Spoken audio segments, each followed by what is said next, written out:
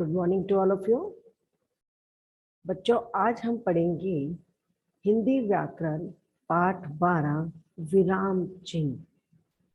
जैसे आप इंग्लिश में पंक्चुएशन पढ़ते हैं तो उसको हिंदी में बोलते हैं विराम चिन्ह। विराम क्या होता है बेटा? विराम का अर्थ होता है रुकना या विश्राम लेना।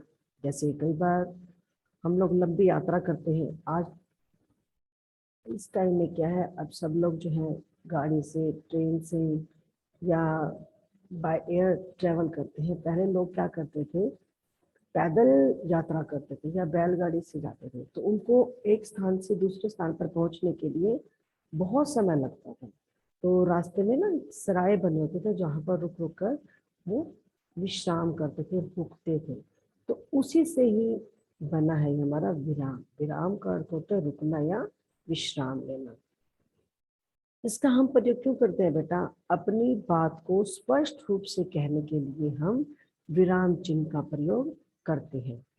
भाषा के लिखित और मौखिक रूप में यदि विराम ना लिया जाए तो बड़ी गड़बड़ हो सकती है। अब हम विराम चिन्ह का प्रयोग क्यों करते हैं बेटा? अपनी बात को स्पष्ट रूप से कहने के लिए हम विराम चिन्हों का प्रयोग करते हैं। जैसे एक वाक्य है, देखो, रोको मत जाने दो। अब इसको कह रहे हैं, ये जो चेयर पे बैठे हैं पर्सन, ये अपने जो पियून है उसको कह रही हैं कि उसको रोको मत जाने दो। और दूसरी पिक्चर में आप देखिए, रोको मत जाने दो, उसमें कह रहे हैं कि रोको मत उनको जाने दो। दोनों वाक्यों में जो है शब्द बिल्कुल सेम शब्दों का प्रयोग किया गया है, लेकिन विराम चिन्हों का प्रयोग करने से उनके अर्थ में परिवर्तन आ जाता है, बदलाव आ जाता है। जैसे पहला वाक्य है रोको मत जाने, इसमें इसको रुकने के लिए बोला गया। इस पर्सन को, जो पर्सन जा रहा है, इसको बोला गया कि रुक जाओ मत जाओ। लेकिन दूसरे वाक्य में रोको मत जाने दो कहा गया है कि इनको मत रोको जाने दो। तो बेटा देखो, इन वाक्यों में सेम शब्दों का प्रयोग है, लेकिन उनमें विराम चिन्ह प्रयोग होने से उनके अर्थ अलग अलग हो गए, यानी कि उनके अर्थ में परिवर्तन आ गया है। विराम चिन्ह के कारण अर्थ उल्टा हो गया। देखो, विराम चिन्ह में उल्टा हो गया ना, इसमें कहा रोको, इसको मत जाने दो, फिर कह रहे रोको मत जाने दो। तो भाषा के लिखित रूप में जिन विराम चिन्हों का प्रयोग किया जाता है उनमें से प्रमुख चिन्ह इस प्रकार है। अब आइए हम विराम चिन्हों के बारे में जानकारी लेते हैं।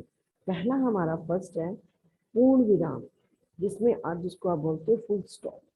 हिंदी में, इंग्लिश में फुल स्टॉप में हम डॉट लगाते हैं, लेकिन हिंदी में हम पूर्ण विराम चिन्ह का प्रयोग करते हैं, जो ये आपके स्क्रीन पर है। और पूर्ण विराम चिन्ह का प्रयोग हम कब करते हैं बेटा? वाक्य की समाप्ति पर, यानी कि जब हम अपने बात को कहकर समाप्त कर लेते हैं तब हम पूर्ण विराम का प्रयोग करते हैं। जैसे राम पुस्तक पढ़ता है, यहाँ पर बात समाप्त हो गई, वाक्य की समाप्ति हो गई, तो यहाँ पर है के बाद पूर्ण विराम चिन्ह का प्रयोग किया गया है। वह खेल रहा था, वाक्य पूरा हो गया, तो वाक्य के अंत में पूर्ण विराम चिन्ह का प्रयोग किया गया है। तो पूर्ण विराम का प्रयोग कहाँ किया जाता है? जहां पर वाक्य की समाप्ति पूरी हो जाती है, उनकी वाक्य जो है कंप्लीट हो जाता है, वहां पर पूर्ण विराम चिन्ह का प्रयोग किया जाता है। नेक्स्ट आता है बेटा अल्पविराम। अल्पविराम, आप कोमा जिसको बोलते हैं, इसका प्रयोग कहाँ करते हैं? जहां बहुत कम समय के लिए रुकना पड़ता है वहां अल्प विराम चिन्ह का प्रयोग किया जाता है। जैसे अब यहाँ पर बच्चों के नाम हैं केशव, रवि, श्रुति तथा मोहन आ गए हैं। केशव, रवि, श्रुति तथा मोहन आ गए। अगर इसमें अल्प विराम चिन्ह का प्रयोग ना किया जाए तो हम इसको बहुत स्पीडली पढ़ेंगे और वो सुनने में अच्छा नहीं लगता, वो वाक्य आकर्षित नहीं लगते।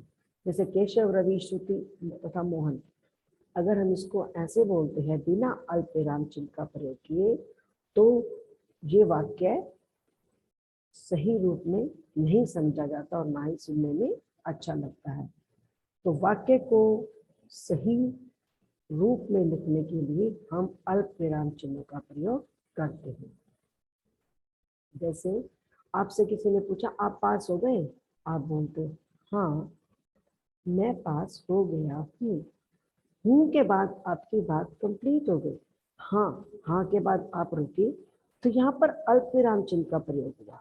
मैं पास हो गया हूँ के बाद आपने किसका प्रयोग किया बेटा?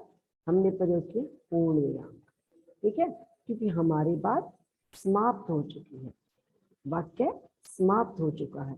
तो देखो इन वाक्य में दो दो चिन्हों का प्रयोग किया गया है, एक अल्प विराम चिन्ह और दूसरा पूर्ण विराम। नेक्स्ट थर्ड आता है हमारा अर्ध विराम, यानी सेमीकोलन। जहां अल्प विराम से अधिक और पूर्ण विराम से कम रुकना पड़े वहां अर्ध विराम चिन्ह लगाया जाता है। जैसे वर्षा ने तबाही मचाई, मकान ढह गए, खेत डूब गए।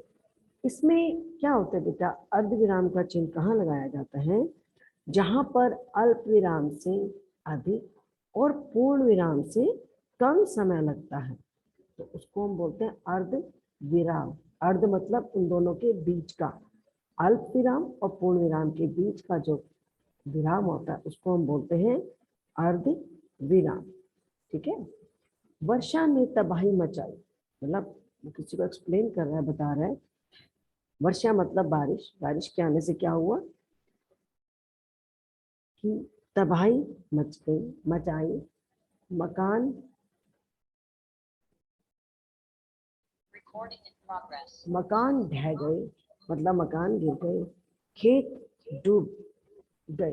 यानी कि तीन बातों को बताया गया है, लेकिन उनमें बीच बीच में पॉज लिया गया है। तो यहाँ पर अर्ध विराम चिन्हों का प्रयोग हुआ। देखो इसको बोलते हैं सेमीकोलन, यानी कि ऊपर डॉट नीचे कोमा। मुझे बाजार से जूते और मोजे, यानी कि दोनों तो ये हो गए जूते और मोजे, और उसके बाद क्या लेना है? स्टेशनरी, यानी कि पुस्तकें और कॉपियां खरीदनी है। यहाँ पर जो है बच्चों किस चीज का प्रयोग किया गया है? अर्ध विराम का। ठीक है, अर्ध विराम चिन्ह का प्रयोग किया गया है। नेक्स्ट आता है हमारा बेटा प्रश्न सूचक चिन्ह। प्रश्न सूचक चिन्ह, प्रश्न का के नाम से ही पता लगता है कि जहां पर क्वेश्चनिंग की जाती है उसको बोला जाता है प्रश्न सूचक चिन्ह। जैसे आपसे पूछा जाता है आप कहाँ रहते हो, आप कौन सी कक्षा में पढ़ते हो, आप क्या कर रही हो। ठीक है, तो जहां पर प्रश्न पूछा जाता है वहां पर वाक्य के अंत में प्रश्न सूचक चिन्ह का प्रयोग किया जाता है। ओके, नेक्स्ट आपका आता है विस्मय सूचक चिन्ह, साइन ऑफ एक्सप्लेनेशन, एक्सप्लेनेशन, जिसमें हमारे भाव आते हैं बेटा, आश्चर्य, घृणा, हर्ष, शोक आदि भावों को प्रकट करने के लिए विस्मय सूचक चिन्ह का प्रयोग किया जाता है। जैसे मैं आपको उदाहरण दे रही हूँ, आश्चर्य, अरे तुम आ गए, इसको देख के बड़े खुश, अरे तुम आ गए, तो ये हो गया आश्चर्य। घृणा, घृणा होता है छी छी कितने गंदे जूते पहने हैं, है ना, छी छी कितने गंदे कपड़े हैं, तो यहाँ पर घृणा आ गई। हर्ष, हर्ष होती है खुशी होना, वाह तुमने तो कमाल कर दिया। ठीक है, और शोक क्या होता है? हाय मार डाला। हाय, हाय जो शोक भाव को पता करता है, या अफसोस, मुझे ये सुनकर बहुत दुख हुआ। ठीक है, यहाँ पर शोक जो है भाव प्रकट किया गया है। तो इस प्रकार बच्चों जहां पर आश्चर्य, घृणा, हर्ष, शोक आदि भावों को प्रकट किया जाता है, वहां पर विस्मय सूचक चिन्ह का प्रयोग किया जाता है। जैसे आपकी पाठ में उदाहरण दिए गए, वाह तुमने तो कमाल कर दिया, इनकी खुशी में बोला गया। फिर बोलता है हाय मार डाला। अब देखो इसमें अलग अलग भाव दिखाए गए हैं। फर्स्ट वाले में क्या है, वो क्वेश्चन पूछ रहे हैं आपसे, है ना, आश्चर्य हो रहा है। और दूसरे में स्माइल, खुश। तीसरे में दुखी हो रहा है ना। और चौथे में बड़ा हैरान हो रहा है, घृणा से देख रहा है उसको, नफरत से। और इसमें आश्चर्य, अच्छा ये तुमने किया, इसमें आश्चर्य प्रकट हो रहा है इस तस्वीर में। इसमें खुशी, हर्ष, इसमें शोक, दुखी होना, और इसमें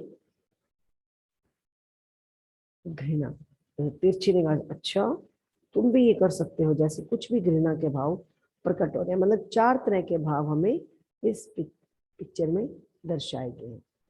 तो बच्चों आज हमने विराम चिन्ह के बारे में जाना कि विराम चिन्ह क्या होते हैं। मैं एक बार फिर से दोहरा देती हूँ। विराम चिन्ह, विराम का अर्थ होता है रुकना या विश्राम करना। बच्चों भाषा को लिखित या मौखिक रूप में यदि विराम ना लिया जाए तो वो बड़ी गड़बड़ हो जाती है, यानी कि वाक्य में, वाक्य के अर्थ में परिवर्तन आ जाता है। तो इसलिए अपनी बात को स्पष्ट रूप से कहने के लिए और अपनी बात को स्पष्ट रूप से लिखने के लिए हम विराम चिन्हों का प्रयोग करते हैं।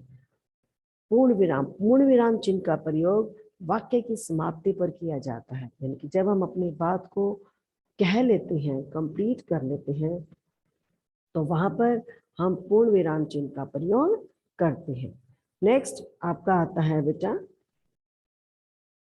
अल्प विराम। अल्प विराम होता है जहां पर हम बीच में थोड़ा थोड़ा कम समय के लिए रुकते हैं। जैसे हम अपनी बात को कहते हैं और उसमें थोड़ा पॉज देते हैं, जरा जरा सा, तो यहाँ पर होता है अल्प विराम, यानी कि थोड़े समय के लिए रुकना। नेक्स्ट आता है अर्ध विराम, यानी कि जहां पर अल्प विराम से अधिक और पूर्ण विराम से कम समय के लिए रुका जाता है, उसको हम बोलते हैं अर्ध विराम। वहां पर अर्ध विराम चिन्ह का प्रयोग किया जाता है। नेक्स्ट है प्रश्न सूचक चिन्ह। प्रश्न सूचक चिन्ह का प्रयोग हम करते हैं जब हम किसी से प्रश्न पूछते हैं। जब हम किसी से प्रश्न पूछते हैं तो उस वाक्य के अंत में प्रश्न सूचक चिन्ह का प्रयोग किया जाता है। नेक्स्ट विस्मय सूचक चिन्ह। विस्मय सूचक चिन्ह में बेटा भाव को प्रकट किया जाता है। इनमें जैसे हर्ष, शोक, घृणा, आश्चर्य, ऐसे भावों को प्रकट किया जाता है, तो वो कहलाते हैं विस्मय सूचक चिन्ह।